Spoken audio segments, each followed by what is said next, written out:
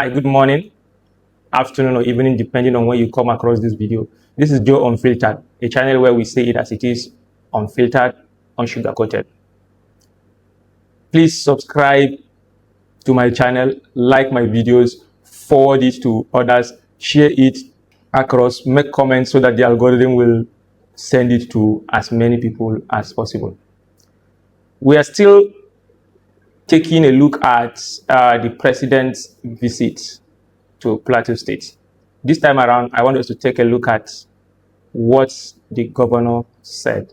Let's listen to his speech. Trust you that you landed in Jos at a very auspicious time, that today the weather that depicts Jos Plateau State came out, and quite refreshing, quite renewing, and we trust that your visit as well will be quite refreshing and renewing to us as a people in the state.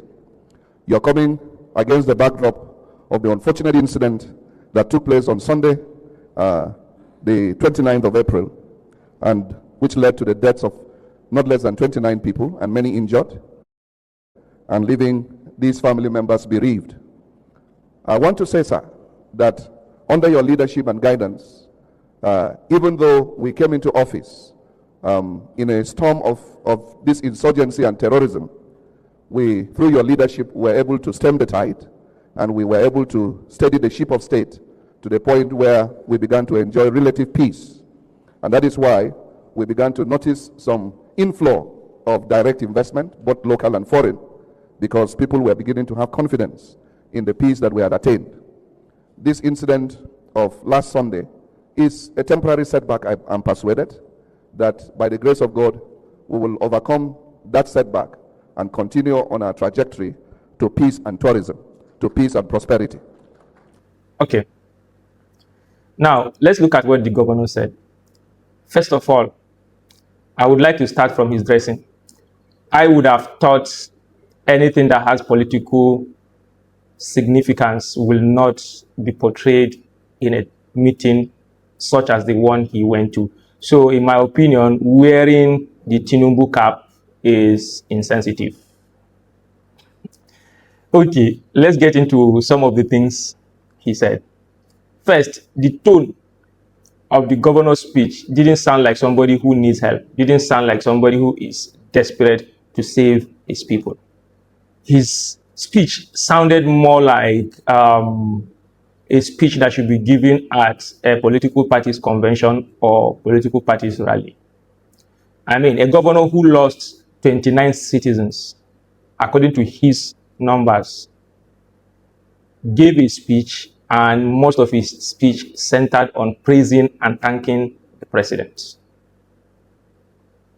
I would have expected that the governor would use that opportunity to air his frustration and show how desperate he is for help.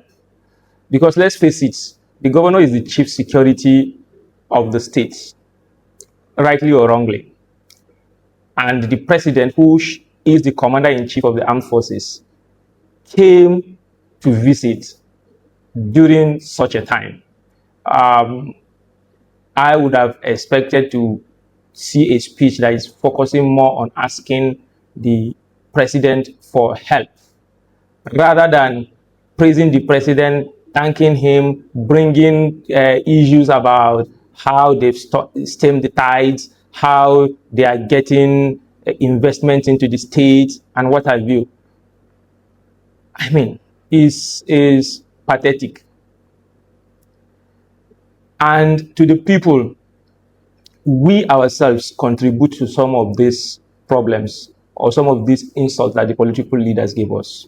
Because in the shoes of those bereaved families, I would not leave my house to the airport to be condoled by the president or anybody. They should have just declined that request from the governor. If you want to visit us and you only have 10 minutes, then postpone the visit. When you have enough time, come to our houses and condone us or console us. So for the people, until we decide to say enough is enough of these insults, we will continue to be insulted. Because I can't imagine losing a son, a brother, an uncle, a mother, a sister or a child, and then being transported 45 minutes away from town, only to sit down and hear my governor, who is supposed to be the chief security of the state, whose responsibility it is to protect the family members I've just lost, stand to give a speech to thank the commander-in-chief of armed forces for his leadership.